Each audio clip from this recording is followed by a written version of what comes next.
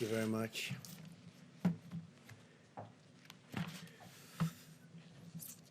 So, nice to be with you. America continues to gain ground in the war against the virus.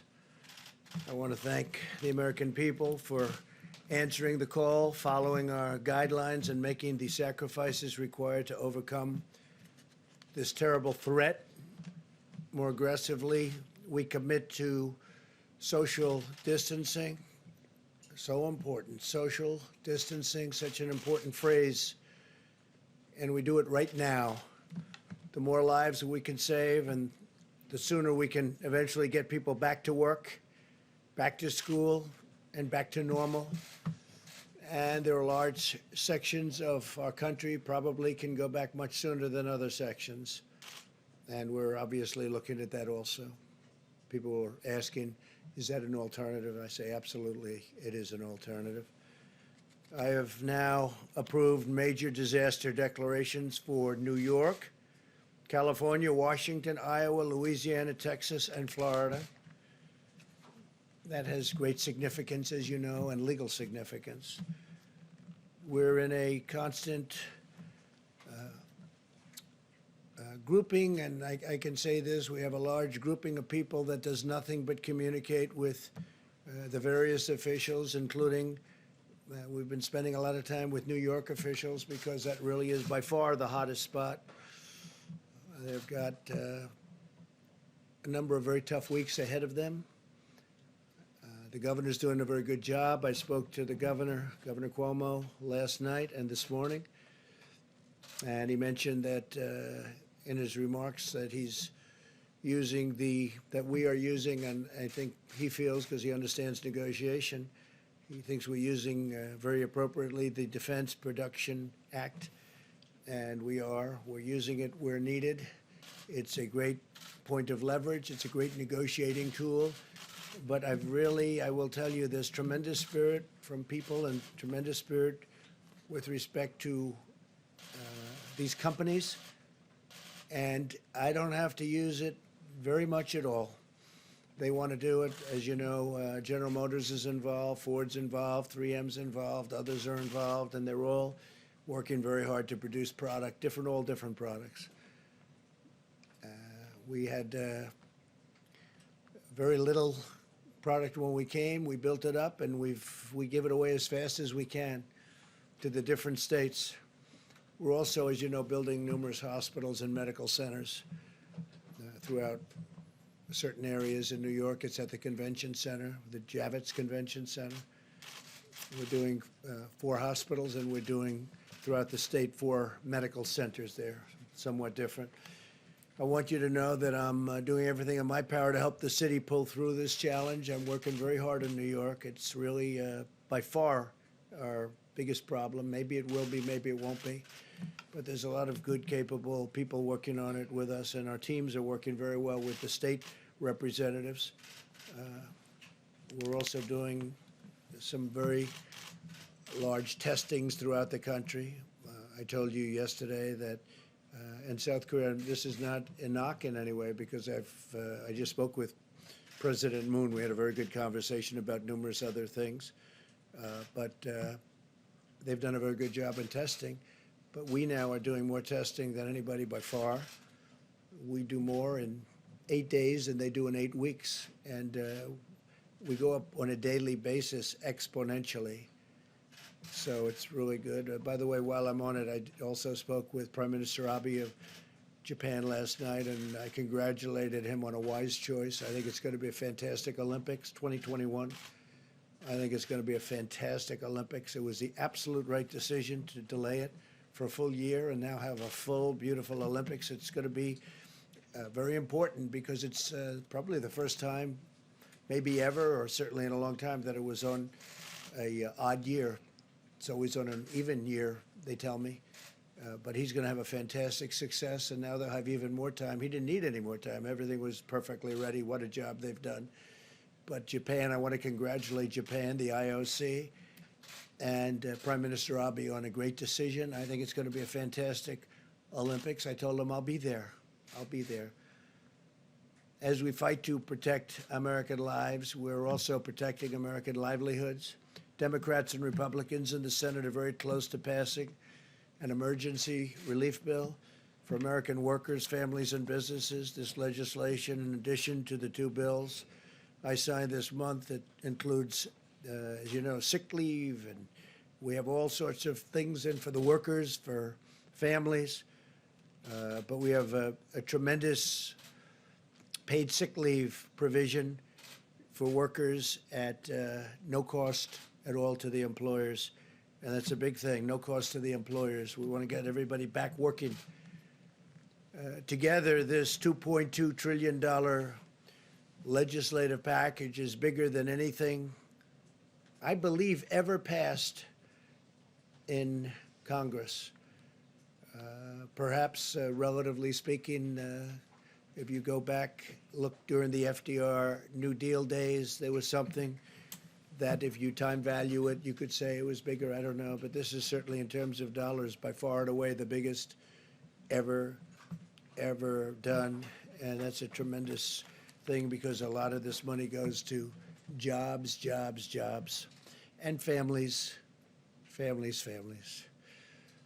The Senate bill, as you know, includes $350 billion in job retention loans for small businesses, with loan forgiveness available for businesses that continue paying their workers. They continue paying their workers. That's what we want. We want them to keep their workers and pay their workers. This will help businesses keep workers in the payroll and allow our economy to quickly accelerate as soon as we defeat the virus. $300 billion in direct cash payments will be available for every American citizen earning less than $99,000 per year.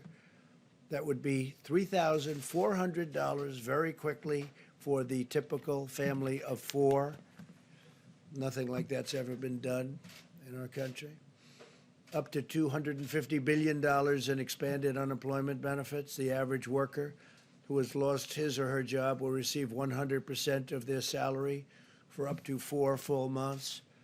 Unlike normal unemployment benefits, independent contractors and the self-employed will be eligible. So you have independent contractors and self-employed people will be eligible for this.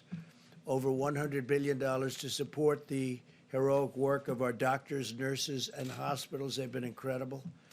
$45 billion for disaster relief fund. So we are setting up a fund of $45 billion for disaster relief. That's more than doubling the amount available to support my national emergency and disaster declarations.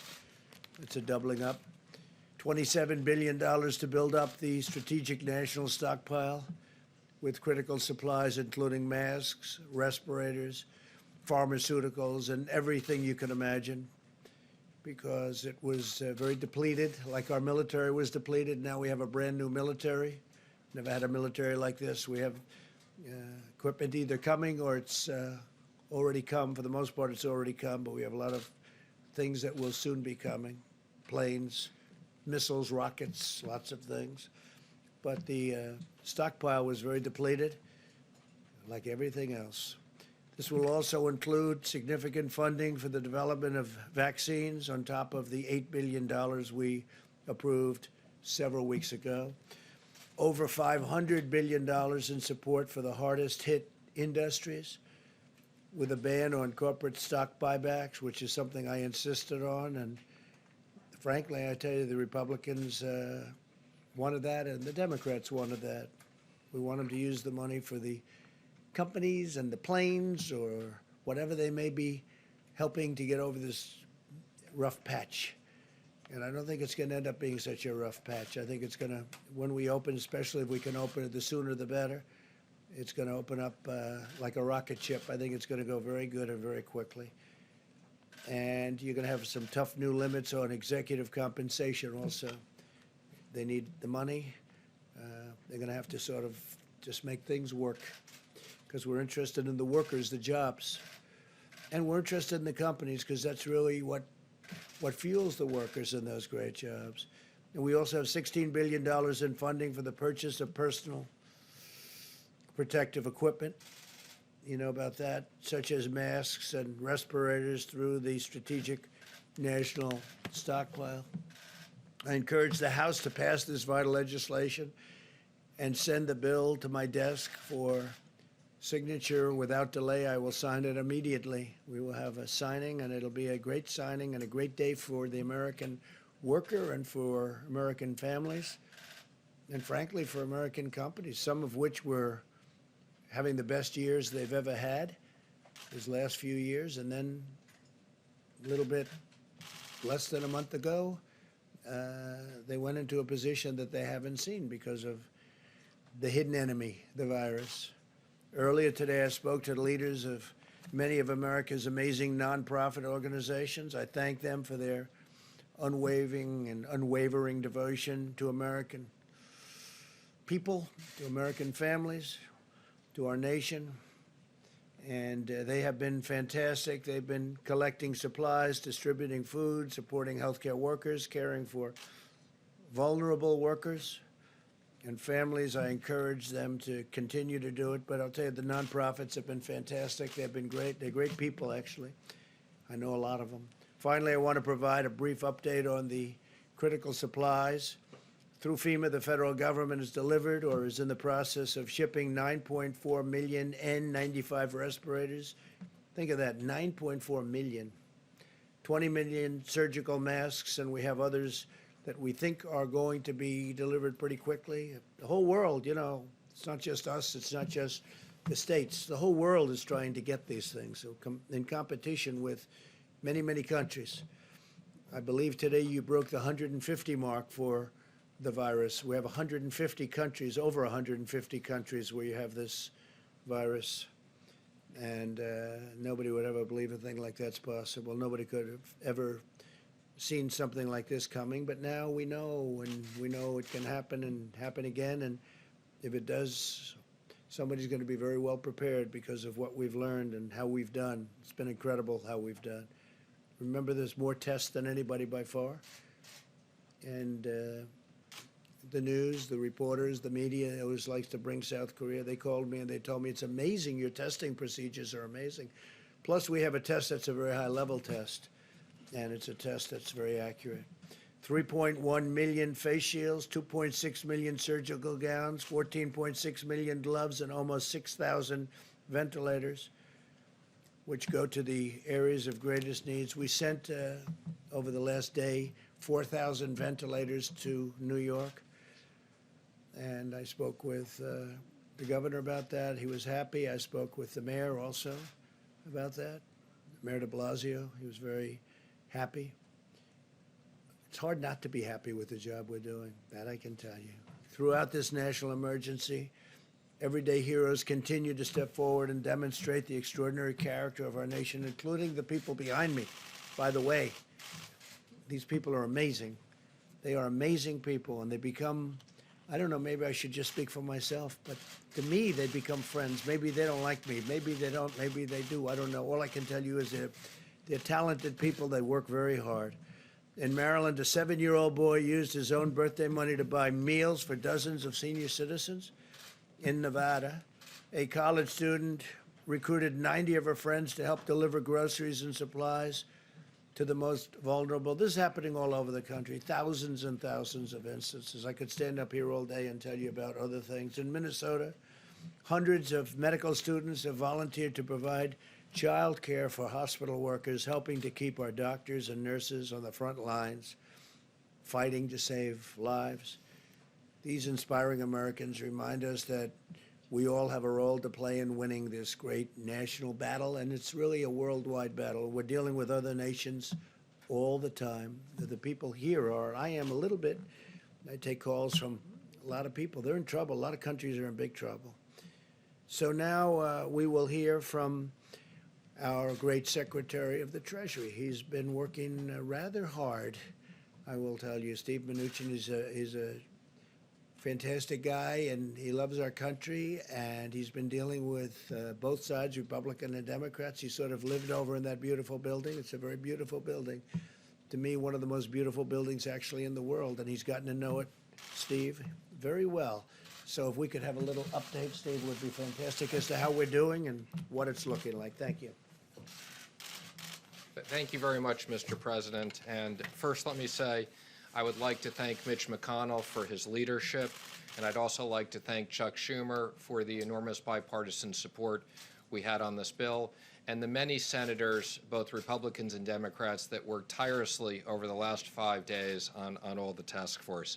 As the President said, I got to live in the LBJ room for the last 5 days, and we couldn't be more pleased with the unprecedented response from the Senate to protect American workers and American business in this situation. The President has outlined many of these, but let me just quickly go through them. Again, small business retention loans. This will cover roughly 50% of the private payroll in small businesses, where we will immediately make loans that will supply 8 weeks of salaries as long as they keep workers employed and overhead. And those loans will be forgiven at the end of the period as long as they keep workers employed. These are SBA loans, but the Treasury will be issuing new regulations authorizing almost every single FDIC-insured bank to make these. I expect by the end of next week, we will have a very simple process where these can be made and dispersed in the same day. So this will be a very simple system to get money into small business hands. For companies that don't qualify that, we have a economic program of tax incentives to retain workers. And as the President said, we have enhanced unemployment insurance for people who don't fit into these two programs that will be administered through the states. We also have economic impact payments. These will be within the next 3 weeks, direct payments into most people's deposit accounts. And for those that don't have it, we will be having the checks in the mail.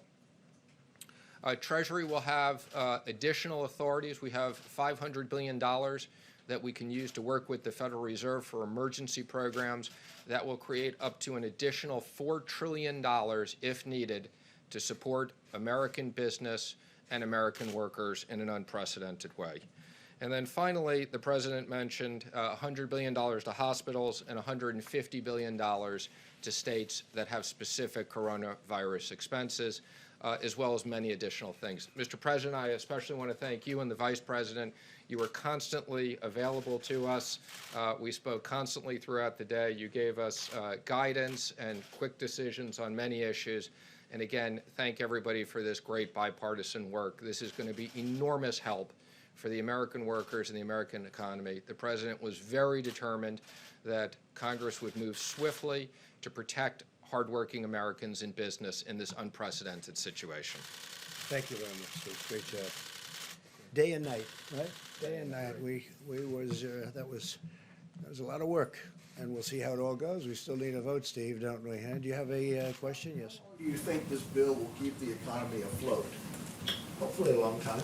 We'll see. If we have to go back, we have to go back. We're going to take care of the American worker. We're going to take care of these companies that fuel this country and make the country great. It's not their fault. It's not their fault. But we think I would say we've anticipated 3 months. Hopefully we won't need this for 3 months. Hopefully this war will be won quicker. But we expect that this is a significant amount of money, if needed, to cover the economy. And don't forget, a lot of this is going to be to keep companies that are very strong, AAA-rated companies previously, to keep them going. And it's going to be in the form of loans, so the money's going to come back. A lot of this money's coming back. Separately, let me ask you about something you said yesterday. You said we should never be reliant on a foreign country for the means of our own survival. Yeah. What did you mean Well, I've by been saying that? that for a long time. Is Well, we're reliant on many countries where we give up our supply chains, we give up our factories, we give up our production facilities, and we can buy it someplace else for a little bit lower price. But it's really costing us more when that happens, because we lose jobs, we lose everything, and we lose our independence, and we can't let that happen. So we'll be making some changes. We have been making those changes. Considering an executive order to basically ban the export of medical equipment? I don't know that we'll need that, but I think it's happening by itself. I think a lot of things are happening. Well, some people, we make the best medical equipment in the world, and you have some people like the European Union, they don't take it because they have specifications that don't allow our equipment in because it's designed in a different way. Even though it's a better way, it's designed. They're all playing games against us, okay? They've been playing games against us for years, and no president has ever done anything about it. But the European Union, you look at medical equipment, we make the best medical equipment in the world, but we can't sell it because, or not appropriately. And yet we take their medical equipment in our country. We're changing things, Steve. All this is changing. But they have specifications so that our equipment, designed specifically so that our equipment can't come into their countries. It's a very terrible thing that's happened to our country.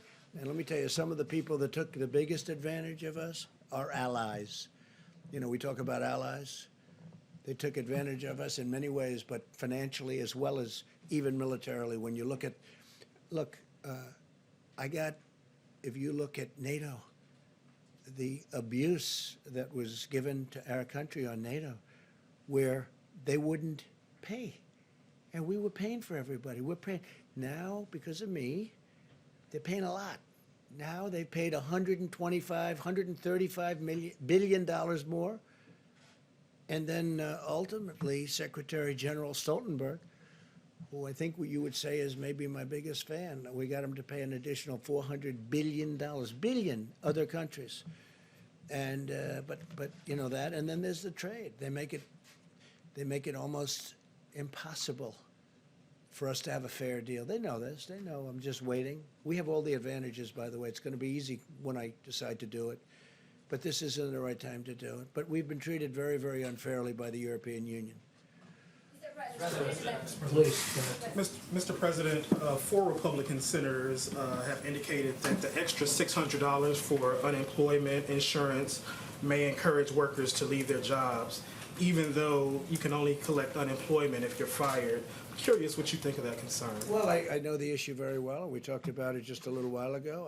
Steve, I'm going to let you maybe discuss that. Sure. Now, the President and I spoke to several of those senators today, but let me just explain the issue, which is we wanted to have enhanced unemployment insurance. Most of these state systems have technology that's 30 years old or older. So if we had the ability to customize this with much more specifics, we would have. This was the only way we could assure that the states could get money out quickly in a fair way, so we used $600 across the board. And I don't think it'll create incentives. Most Americans, what they want to keep their jobs. And I said for 50% of these businesses, they will have the businesses keep those jobs. So this was, our number one issue was how do we make sure that American workers who needed to keep getting paid, this is no fault of their own, that businesses have been shut down. The president and vice president wanted to make sure those hardworking Americans got money, and this was the most efficient way of doing it. Senators that you spoke with, are they in agreement now? I'm not going to comment on the specifics of where they are, but I would say, you know, our expectation is this bill passes tonight and gets to the House tomorrow, and they pass it. We need to get this money into the American economy and American workers. That's the importance of this. Yeah, the one good thing when you think about that, people are going to get actually more money, but we don't want to give a disincentive. But they have been talking about that. It's a good question, actually. Yes, ma'am, please. Yes, thank you. The family of, on another subject, the family of retired FBI agent Robert Levinson says that U.S. officials have concluded that he's died in Iranian custody. Are you aware of that? And how did U.S. officials reach that conclusion? You know, I've been very much involved in that. And he was a great gentleman and a great family. It's just, I mean, I have to say this, and they've been making the statement to the family, I believe, but it's not looking good. He wasn't well for years anyway in Iran. It's not looking promising. We've gotten so many people back. We got 2 people back this week, but Robert Levinson, who was outstanding, he's been sick for a long time, and he had some rough problems prior to his detainment or capture, and we feel terribly for the family. But Do you accept that he is dead? no, I don't accept that he's dead. I don't accept it. I mean, I'm telling you, it's not looking great, but I won't accept that he's dead. They haven't told us that he's dead, but a lot of people are thinking that that is the case. Feel badly about it. Mr. President, you tweeted earlier linking the closing of the country to your election success in November. Is this Easter timeline based on your political interests? What do you mean Because by my election success? No. you tweeted, you said that the media wants the country to remain closed to hurt your No, odds no, of I being think the media, reelected. yeah, no, the media would like to see me do poorly in the election. I think, Lawmakers and I economists on think both that- sides of the aisle have said that reopening the country by Easter is not a good idea. What is that plan based on? just so you understand, are you ready? I think there are certain people that would like it not to open so quickly. I think there are certain people that would like it to do financially poorly because they think that would be very good as far as defeating me at the polls. And I don't know if that's so, but I do think it's so that there are people in your profession that would like that to happen. I think it's very clear. I think it's very clear that there are people in your profession that write fake news. You do. She does. There are people in your profession that write fake news. They would love to see me for whatever reason because we've done one hell of a job. Nobody's done the job that we've done. And it's lucky that you have this group here right now for this problem, or you wouldn't even have a country left. Okay. Go ahead, Nabat. Mr. President, two questions. The first one, once you sign the $2 trillion package, how soon or how rapidly do you expect to see Who you with? economic growth? Who you with? I'm with CBN. And my second question is, we are hearing you are pushing for April 6th to have direct payments issued to taxpayers. Is that the target date? I think it's Again, Very much I so. would say our expectation is within 3 weeks, we will have direct payments out where we have depository information. And we're looking to get a lot more information, and we have procedures to do that. So 3 weeks for that, and I would say the end of next week, we want all the banks to be able to originate loans same day. Thank you, Mr. President. I have two questions for you. One is that tomorrow you're going to be speaking with the G20 leaders, and I want to know if you're going to lead an effort to craft a worldwide ban on wild animal markets so as to prevent another pandemic, given that COVID-19 is a zoonotic that was transferred to humans in trade of exotic animals. Yeah, I don't know that that subject's going to come up. There is a lot of talk that that's how this all happened, came out of China, and they say that's how it happened in China. So it's something maybe will be talked about, but it's not the top of my list. Yes, I think we'll have a very, I think we're going to have a very good conference tomorrow. Well, and to follow, also, Dr. Ashish Shah, who's the head of Harvard's Global Health Institute, says that the key to getting this economy open as soon as possible is to test everyone who needs testing so we can quarantine all infected individuals and allow everyone else to go back to work immediately. Would you subscribe to that strategy? No, but And- we have tested more than anybody. and if I not- saw him. And if not, how many deaths are acceptable? Yeah. How many? None. Okay. How many deaths are acceptable to me? None. Okay, none. If that's your question. Look, I saw him. I saw his statement. We have tested by far more than anybody. We're testing more than anybody right now. There's nobody even close. And our tests are the best tests. They're the most accurate tests. But if you're saying we're going to test 350 million people, I watched his statement. I disagree with it. We can go to certain states. I could name them now, but I'm not going to do that. But we can go to certain states right now that have virtually no problem or a very small problem. We don't have to test the entire state in the Middle West or wherever they may be. We don't have to test the entire state. I think it's ridiculous. We don't have to do it. A lot of those states could go back right now, and they probably will, because at some point in the not too distant future, certain states are going to come off the rolls. Maybe New York can't, and maybe California can't. Maybe the state of Washington can't, although if you look at them, their biggest problem was in one nursing home. Yeah, go ahead.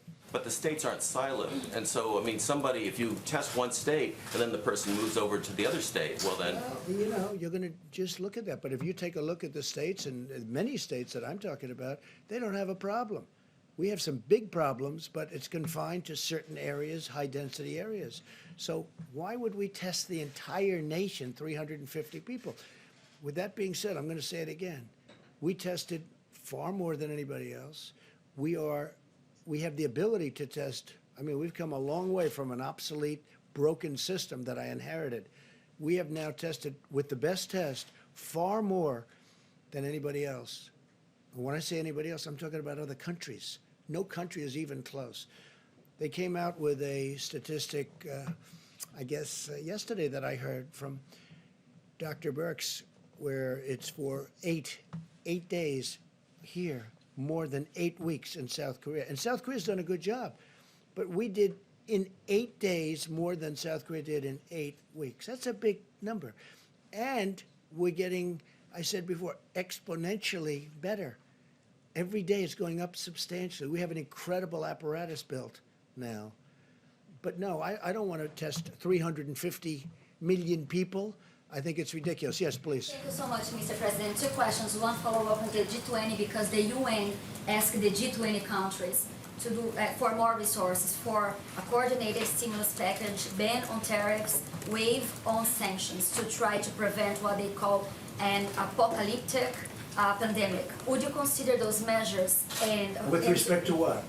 on tariffs and also related also to waive tariffs and also Look, we have strong sanctions? borders, yeah. And would you consider to join this global effort? So before I came here, we weren't into borders. We had a country, people could come in. We had a whole different deal. Now we're up to almost 164 miles. Think of that, 164 miles of wall, big, beautiful wall. And in those areas, it's very, very tough to come in. We've been very tough on the borders. I mean, where we have the wall built, nobody's getting through. Now, they're going around, but that's a long trip. They're going around. That's the way they get through. But no, I'm very strong on borders, and I don't want people coming in here. What I want is if they're going to come in, they have to come in legally. They have to come in through merit. We're not having the people that you're talking about come into our country. All right. Just a follow-up on another Thank you, question. sir. Question for you and then for Dr. Fauci, if you'll let me. Both Republican and Democrat packages of the stimulus included $25 million worth of funding for the Kennedy Performance Arts Center here in Washington, D.C. Shouldn't that money be going to masks, respirators? Well, I tell you what, I approved that, and I knew it was 35 million, and we actually took off 10. But I'm a fan of that, although I haven't spent time there because I'm far too busy. I'd love to go there evenings, but I'm too busy doing things because that's more important for me than going there. But the Kennedy Center has suffered greatly because nobody can go there. It's essentially closed. And they do need some funding. And I said, look, that was a Democrat request. That was not my request. But you got to give them something. It's something that they wanted. You know, it works that way. The Democrats have treated us fairly. I really believe that we've had a very good back and forth. And I say that with respect to Chuck Schumer. I spoke to him a number of times. But, you know, they had requests also. So that was a request. There were 35, as you know, and it came down to 25. We got it down to 25. We agreed. I said, that's a lousy soundbite. That's not a good soundbite, but that's the way life works. With that being said, the Kennedy Center, they do a beautiful job, an incredible job. David Rubenstein does a fantastic job. He's very much involved, and he puts up a lot of money, and he does things that a lot of people wouldn't be able to do or do. But they've been essentially closed. They have tremendous deficits that are built up. I mean, this thing has been devastating to it. So I didn't have a big problem with it. But this was a request from the Democrats because of the fact that they have a facility that's essentially closed up. Yes, Another question, sir. In other words, you couldn't go there if you wanted to. If I wanted to go there tonight to look at Romeo and Juliet, I'd love to see Romeo and Juliet tonight, right? You know what would happen? They say, sorry, 250 people or 50 people, whatever it might be down to. Go ahead.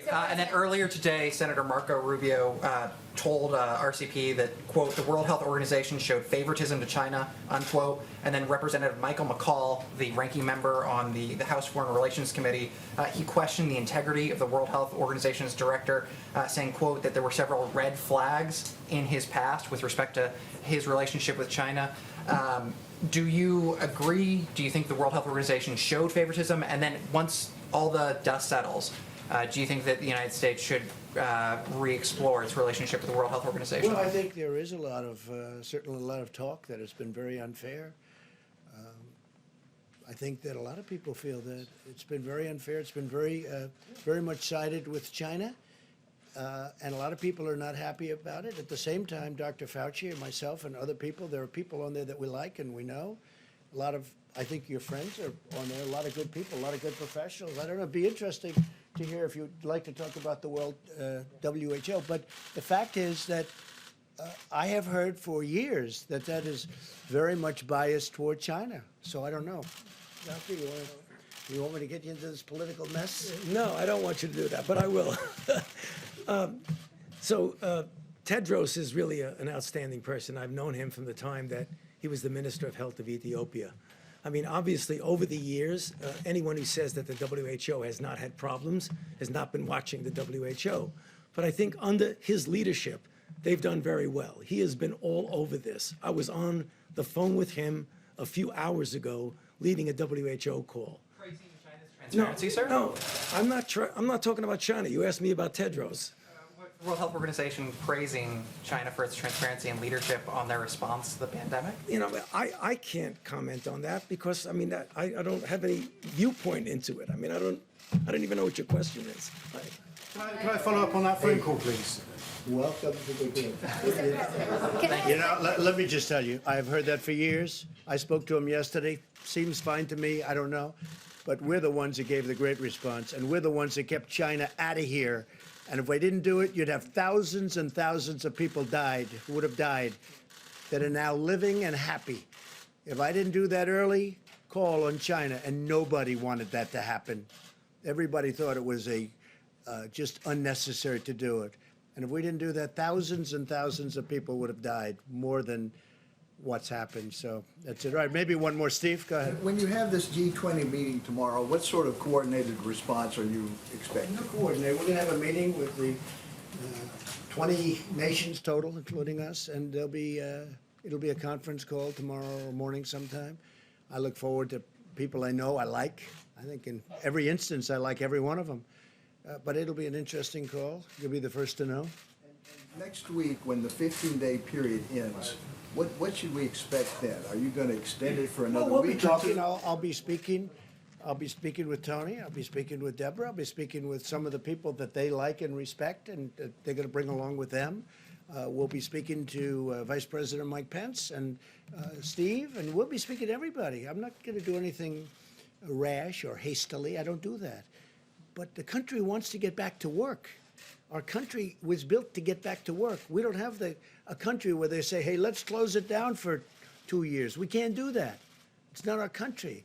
So we're going to be talking, and it could be we'll do sections of our country. There's big sections of our country that are very, little affected by what's taken place.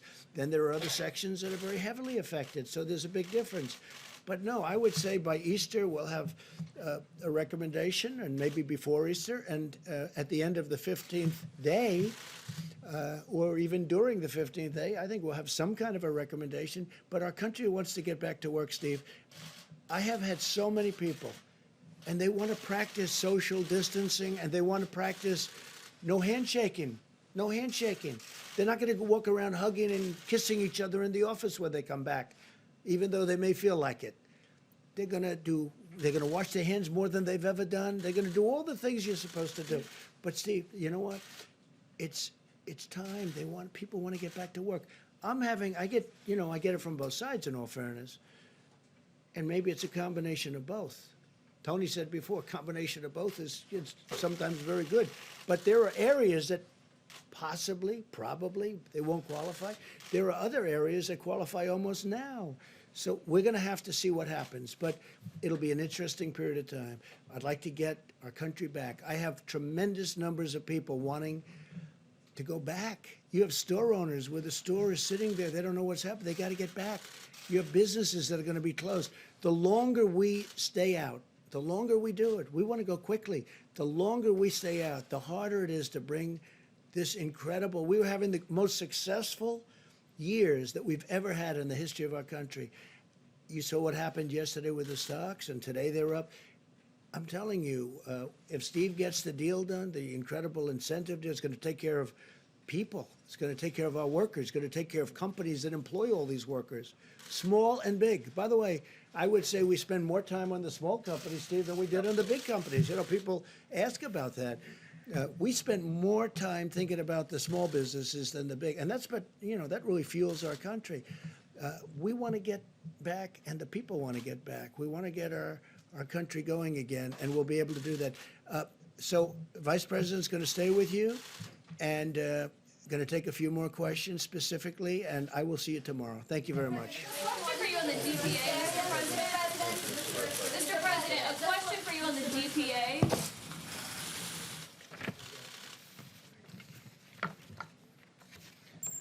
Well, thank you all. Report on today's action by the White House Coronavirus Task Force. The President and our entire team continue to be inspired by the way people all across this country are putting into practice 15 days to slow the spread. We are 10 days into the 15 days. And let me say again to every American, if you're in an area that's been impacted by the coronavirus, it's absolutely essential that you listen to state and local authorities for guidance. But for every American, what you can do is implement the practices outlined in the President's coronavirus guidelines today.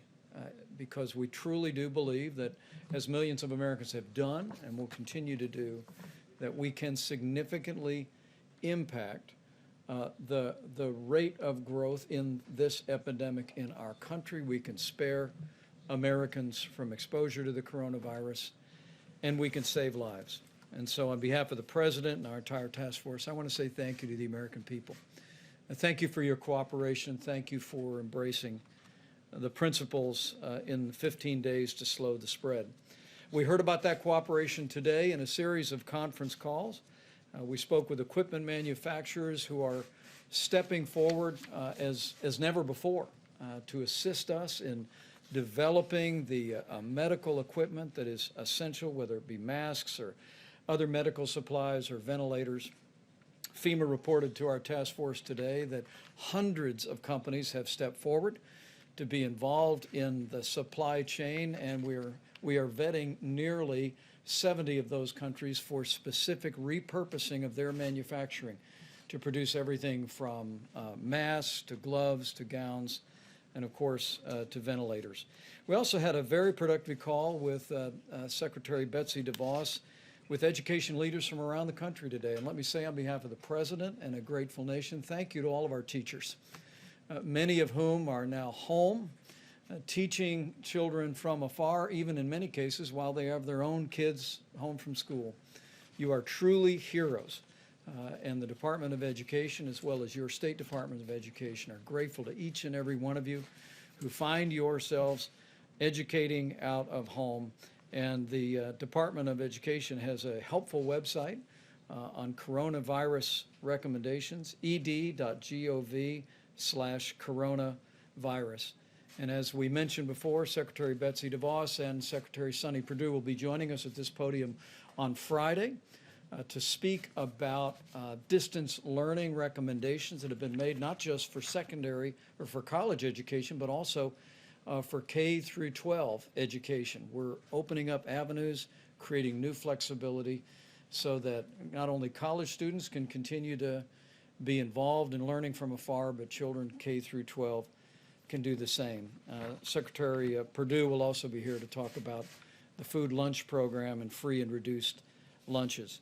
Today, the President and I also spoke to over 150 CEOs of the top nonprofit organizations in the country. We thanked them for their ongoing work, supplying the needs not only of people impacted by the coronavirus, but the most vulnerable among us in our communities. Organizations like Red Cross, the Salvation Army, Feeding America are all still working every day. And we promise to urge every American, if you have the means and have the ability, continue to be generous to nonprofit organizations that are helping those most in need in your community. The President marshaled a whole of government approach. That means working with our governors today. The President and I were in direct contact with governors of New York, California, Washington State, New Jersey, Michigan, and others. And we continue to be inspired and impressed by the leadership that governors are providing in their states, making tough choices, leading their states, and the President and I are truly grateful. The task force made a recommendation, and FEMA has assembled a team to provide technical assistance to the state of New York, and that team was welcomed by Governor Cuomo. Will be arriving on the ground there very soon, along with all the other resources that the president recently announced would be flowing to New York and to Washington State and to California. In my conversation with Governor Gavin Newsom of California, I was pleased to speak to him and hear that our FEMA team is literally at the table with the state of California's team, working to meet their supply needs, working to work on capacity. And I want people to know in the states that are most impacted by the coronavirus that we are with you. We're going to stay with you. We're going to continue to work around the clock to make sure your courageous healthcare workers, your health systems, and your state governments have the resources to support your response. On the subject of testing, Dr. Birx will reflect on what the data is showing in just a moment.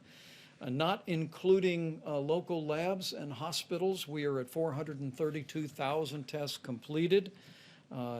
And we're pleased to see that there are literally drive-through and community sites around the country, and the U.S. Public Health Service is assisting states in standing those up each and every day. We do remind hospitals and labs around the country, and the moment the president signs the bill, that it is absolutely essential that they provide the results of the test to us. It gives us visibility into what's happening on the ground. But because of the public-private partnership President Trump initiated with these vast commercial lab networks around the country, we are adding tens of thousands of tests every single day.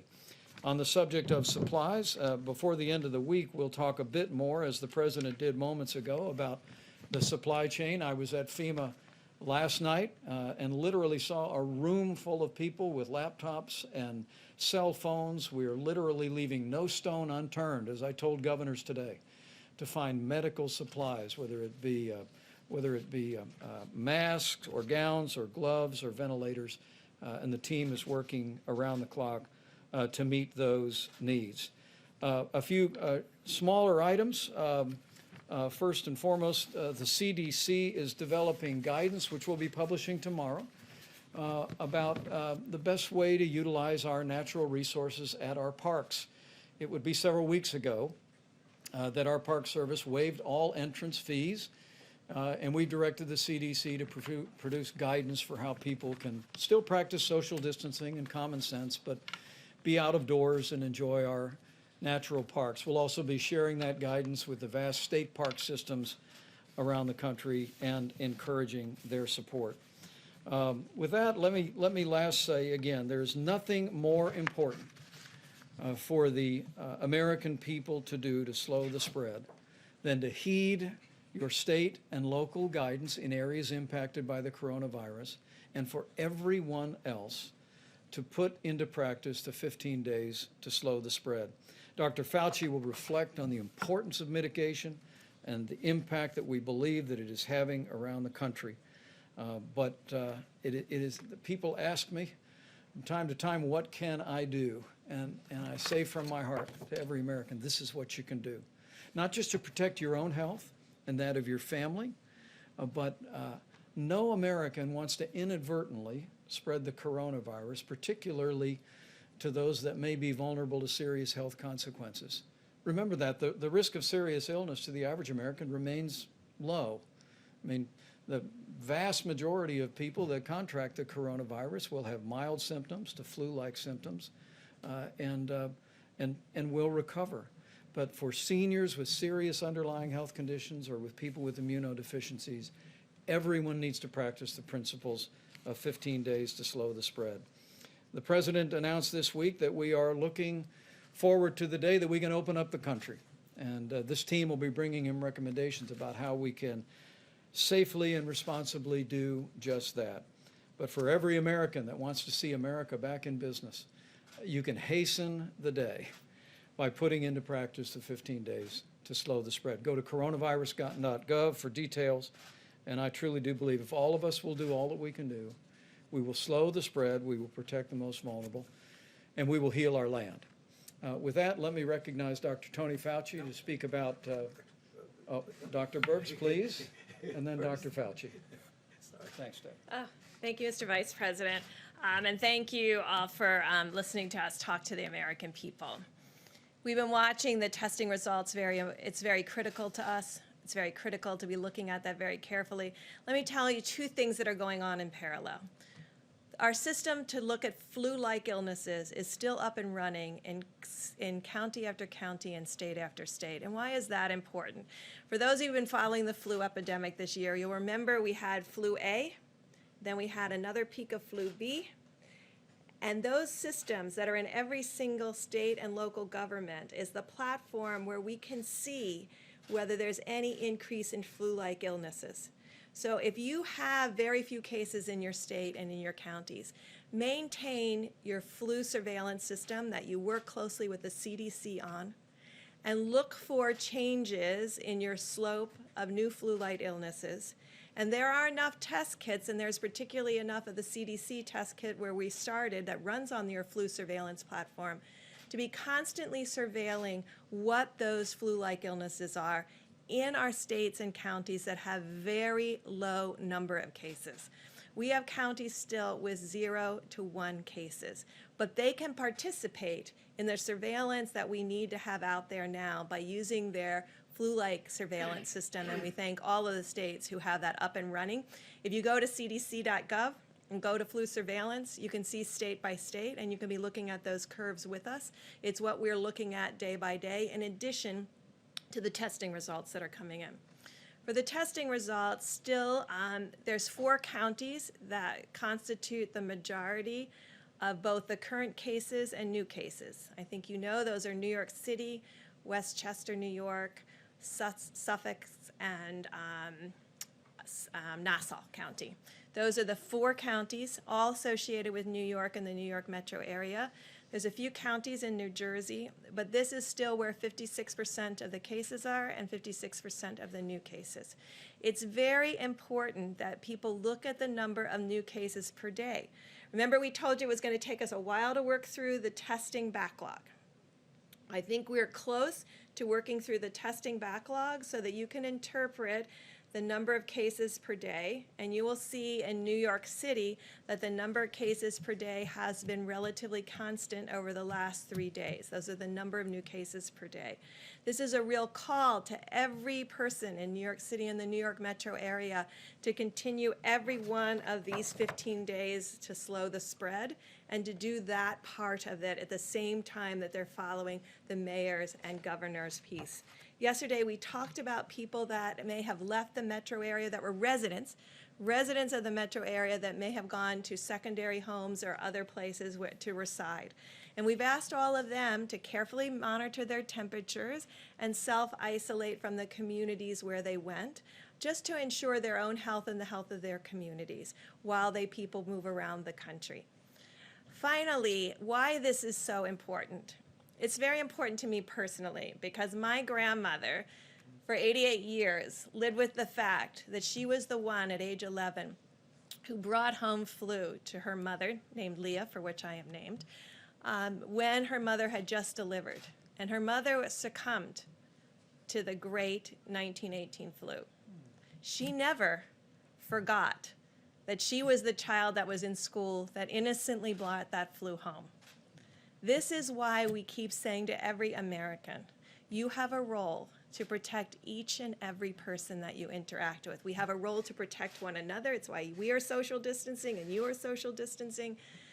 But to every American out there, when you are protecting yourself, you're protecting others.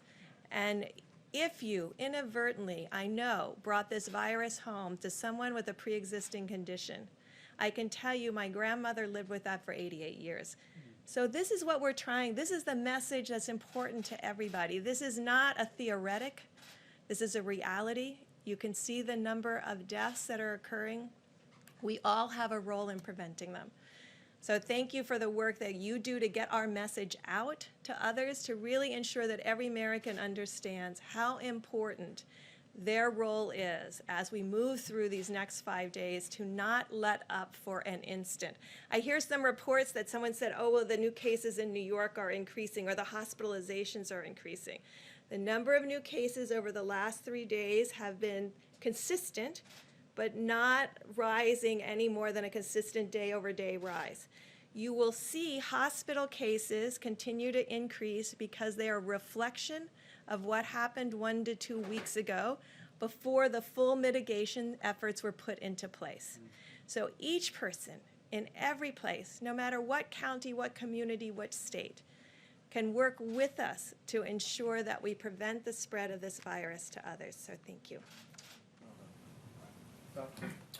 Thank you, Mr. Vice President. I just want to spend a couple of minutes telling you a little bit about some information that I got on our weekly call that we have at least once a week with the WHO, which is led by Dr. Tedros and Mike Ryan, who's the point man there, to give us some information. And in that regard, I want to apologize for my curt response to you when you asked me about the China deal, because I shouldn't have done that. That's not my style. But what I really wanted to say is that my job is that I'm a scientist, I'm a physician, and I'm a public health person, and I don't like to get involved in that stuff. So anyway, getting back to the WHO.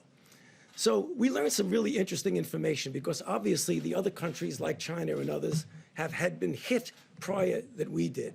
One of the things that was striking to me, and I just throw it out because it's something that we will face. We're not facing it now, but we will face. Our Chinese colleagues are very concerned because they went through the entire cycle of the curve to come down. And they have very, very few cases. But what they're starting to see as they're relaxing the constraints on travel, that they're getting imported cases.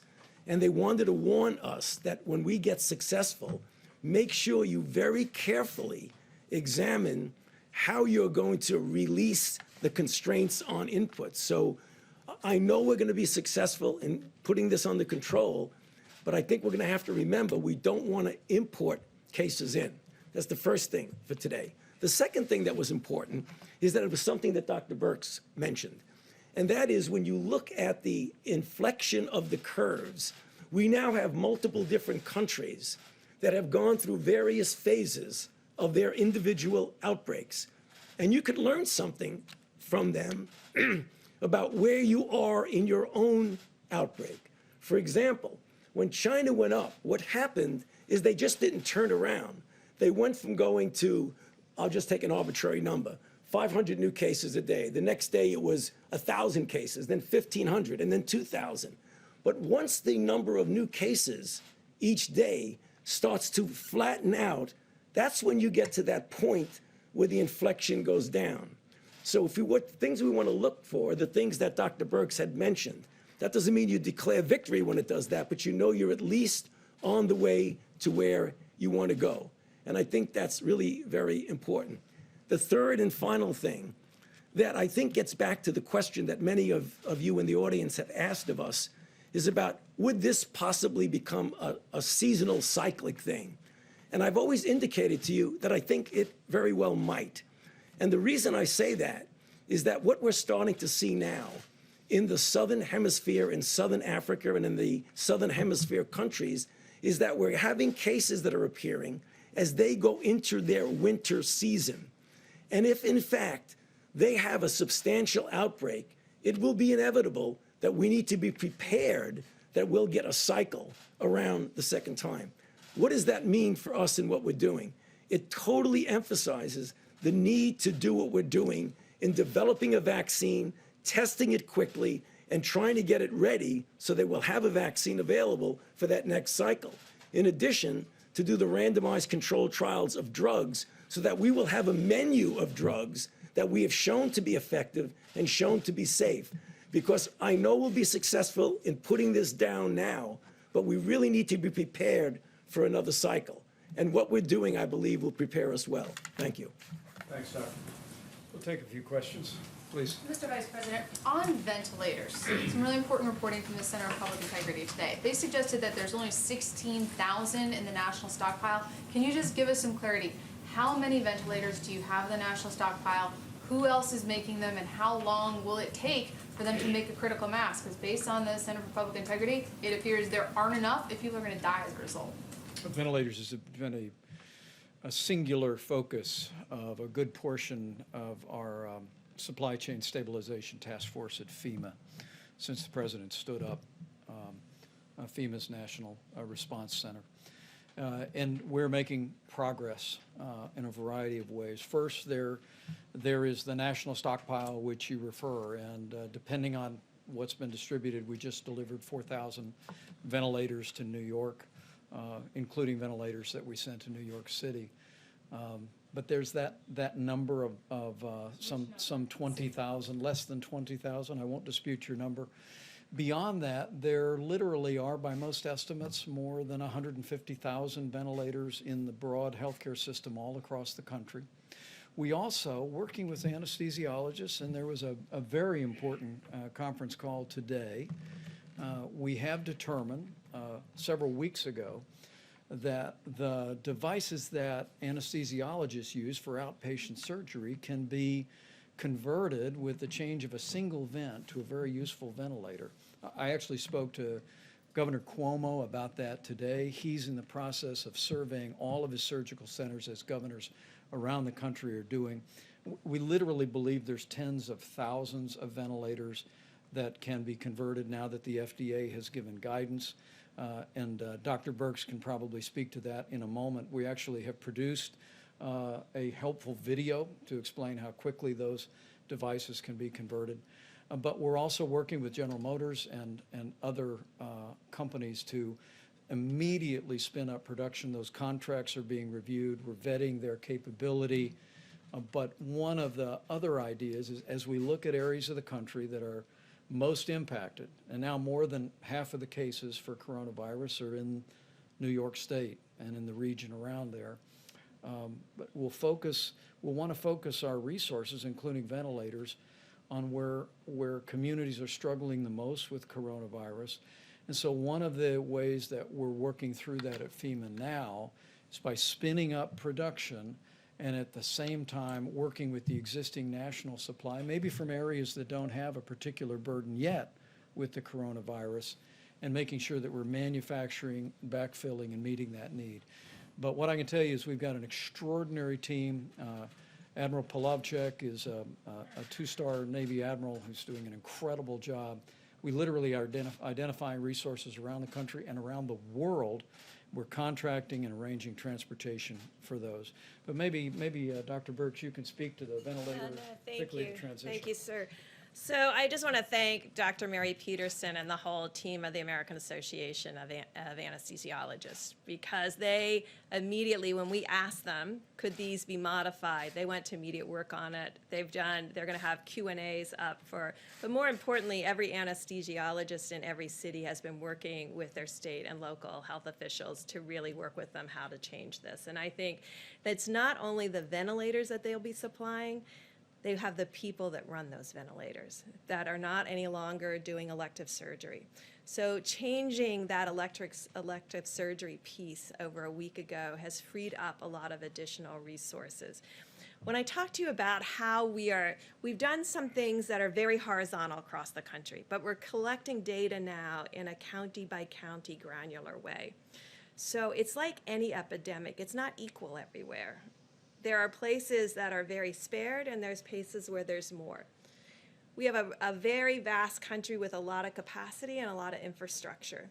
And so looking very specifically about where the virus has been, where is it going, who's got freed up resources from where it has been, because it didn't hit it hit Washington State earlier than it hit New York, and looking at all of those pieces to really ensure how we can innovatively move equipment around based on the need. And so I know that it has become a place where people are looking at numbers rather than what is needed.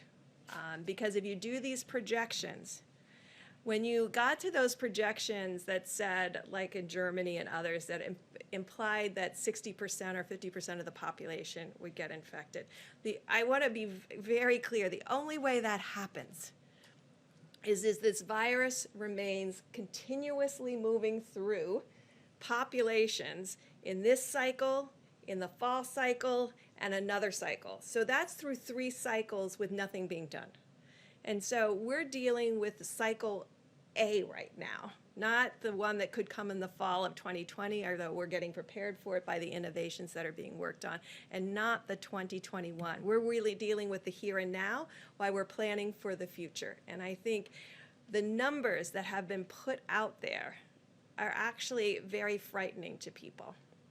But I can tell you, if you go back and look at Wuhan and Hubei and all of these provinces, when they talk about 60,000 people being infected, even if you said, oh, right, well, there's asymptomatics and all of that, so you get to 600,000 people out of 80 million. That is nowhere close to the numbers that you see people putting out there. I think it has frightened the American people. I think on a model that you just run full out, you can get to those numbers if you have zero controls and you do nothing.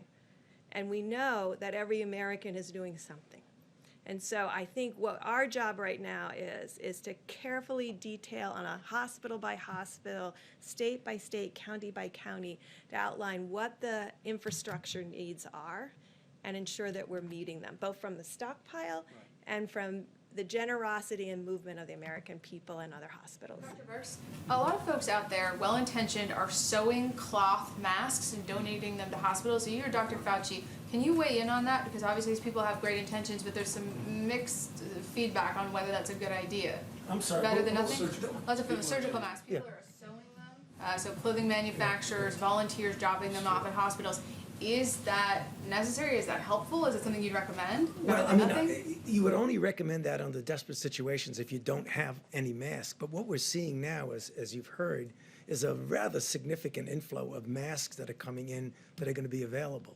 I mean, obviously, if you don't have a mask and you need a mask and it's appropriate for you to be wear it, you do what you can. But I don't see that now as a necessity, given what's going on right now. Great. Great. Mr. Vice President? We'll take a couple more, thanks. Thank you, Mr. Vice President. We keep hearing reports of competition among states that are trying to buy this necessary equipment on the private market. And the governor of Kentucky said yesterday that his state was in line to buy some equipment, but FEMA came in and purchased it from under them. So he says this is creating a real problem for states because on the one hand, they're being told to get the equipment themselves if they can, but on the other hand, the federal government is buying up the supply chain. So is this a problem that you're hearing about, and what is your advice to states like Kentucky that are having this issue? I actually spoke to the governor of Michigan today, Governor Whitmer and I, about just that. And we put our FEMA regional representative right on the case. We want to make sure that we're acquiring every bit as much as we can through FEMA, but as we work with the supply chain, we want to have full coordination with the states and the requests they're making and hospitals that they're making, and we're looking into those matters. But make no mistake about it, this FEMA team at the President's direction is leaning into this effort, leaving no stone unturned. Literally searching not just the nation but the world for all these critical supplies, and as the President just reported to you, we're in the process of shipping 9.4 million N95 respirators, 20 million surgical masks, 3.1 million face shields, and the list goes on, and we're going to be shipping those every single day. But as I told Governor Whitmer today, who's leading her state through all of this with great energy, we want to partner with her, we want to partner with every governor and make sure that the left hand knows what the right hand is doing in terms of acquiring resources. Mr. Vice President, thank you, sir. Or how about you right here? Thank you so much. No, right here. Sorry. Thank you. Can I ask Thank the you. next one? Go ahead. On the mask question, people, healthcare workers on the ground still report that there are mask shortages. What timeline do you predict for making sure everyone who needs a mask is adequately supplied? Well, I'm going to let Dr. Burks address that as well, but let me say again, I just received a report. We're going to be detailing it before the end of the week, where we've literally identified significant resources, not just around the country but around the world, of the masks that can be used by healthcare workers. And but as Dr. Burks said, we are focusing those resources in the areas where healthcare workers are most exposed to the prospect of contracting the coronavirus. The President's made it clear from early on, right after seeing the needs of Americans who are struggling with the coronavirus, making sure they have the support that they need on the same level of priority. We want our healthcare workers to have the personal protective equipment to be able to do their job safely, and we're working on that. I will tell you, I spoke about this today to several governors, not only the governor of Michigan, but the governor of Indiana, and President Trump and I couldn't be more grateful. The way governors around the country are joining us in calling on businesses to go back to their warehouses and identify industrial masks, N95 masks, that because of the change that President Trump insisted on in the law, can now be used by hospital workers. And they're perfectly acceptable to protect a healthcare worker from the possibility of a respiratory disease. But we're calling on, and our governors are joining us in calling on every business across America during this time of great challenge where many businesses are idled. Go back to your storehouses, identify N95 industrial masks, and as I told our governors today, they can call FEMA, they can call the state healthcare services, or they can just load them up on a flatbed and drive them over to their local hospital. And literally, we hear stories in every state in the union of people doing that. And so it's happening all at the same time, and we'll be detailing the progress we're making on masks. Anything further, Deb? Thank you, Mr. Vice President. I just wanted to add one piece, and this is really a call to every state out there and every county that has been doing community-based testing. The FDA put out new guidance, we talked about it several days ago, that people can do self-testing in the drive-through, where you give them the materials to do it in their car, and you pick it up in a biohazard bag. This would free up all of that PPE that you see being utilized in those drive-throughs back to the hospitals and back to the clinics that need it the most. We have to move to the new technology. FDA worked tirelessly to get that out there so that it could be sparing of gowns and gloves and full respiratory N95s. This is the moment to move to that self-testing front of nose with the new applicators that can be utilized so that every single bit of the N95s can be put into the hospitals that need it. Dr. Burks? Mr. Vice Dr. President. Vice President? Last Let me just say we look forward to seeing you all tomorrow. We'll be back here with further progress and news. But if I could just say to every American, Is he okay? He keeps asking. we'll get through this. He keeps asking if you're okay. We'll get through this. But we'll get through this together. Every American needs to understand that whether you are in an area that's impacted by the coronavirus or an area where there's very few cases, if you do your part to put into practice 15 days to slow the spread, you will do just that. You'll impact the spread of this coronavirus epidemic in our country. These experts tell me that we can significantly reduce the number of Americans that would be exposed to the coronavirus as every American continues to put these guidelines into practice. And we just know that with all of the extraordinary effort that's being done at the federal level by this tremendous team and all of our agencies, all the great leadership by governors in both parties across the country, with all the incredible and courageous work by healthcare workers, with the cooperation and the prayers of the American people, we will get this done. We will not only slow the spread, we'll protect the vulnerable, and we'll heal our land. Thank you all. We'll see you tomorrow. Question on the